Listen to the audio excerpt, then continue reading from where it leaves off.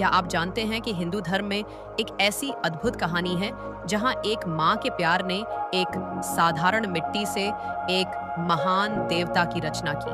आज हम बात करेंगे गणेश जी के जन्म की अनोखी कथा के बारे में। हम यह वाकई में एक रोचक विषय है। इस कहानी में कई ऐसे पहलू हैं जो आज के समय में भी उतने ही प्रासंगिक हैं। देखिए, यह कहानी शुरू होती है माँ पार्वती से, जिन्होंने अपने उबटन से एक बालक की रचना की। यह मातृशक्ति का एक अद्भुत उदाहरण है। और फिर उन्होंने उस बालक को एक बड़ी जिम्मेदारी दी, अपने महल का द्वारपाल बनने की। क्या आप सोच सकती हैं कि इतनी छोटी उम्र में इतनी बड़ी जिम्मेदारी? बिल्कुल, और यहीं से कहानी एक दिलचस्प मोड़ लेती है। जब भगवान शिव आए तो उस बालक ने उन्हें भी रोक दिया, अपनी ड्यूटी के प्रति पूर्ण समर्पण का एक उदाहरण। लेकिन इसका परिणाम बहुत दुखद हुआ। शिव जी के क्रोध ने एक त्रासदी को जन्म दिया।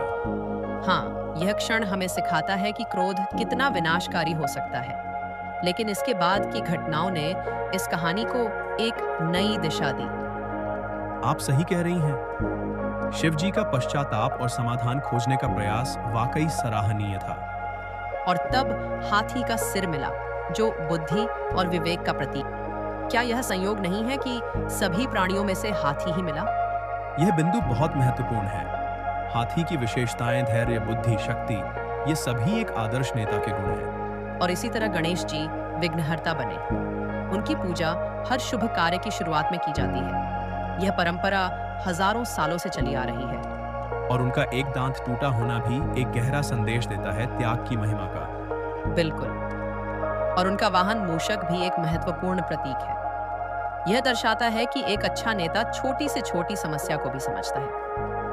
तो क्या आप मानती हैं कि यह कहानी आधुनिक समय में भी उतनी ही प्रासंगिक है?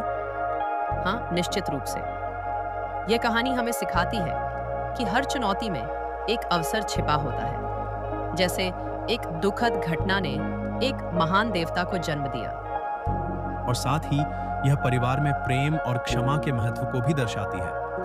इस कहानी का सबसे बड़ा संदेश है कि कभी भी हार नहीं माननी चाहिए। हर समस्या का समाधान संभव है, बस धैर्य और विवेक की जरूरत होती है। वाकई में यह एक ऐसी कहानी है जो पीढ़ी दर पीढ़ी प्रेरणा देती रहेगी।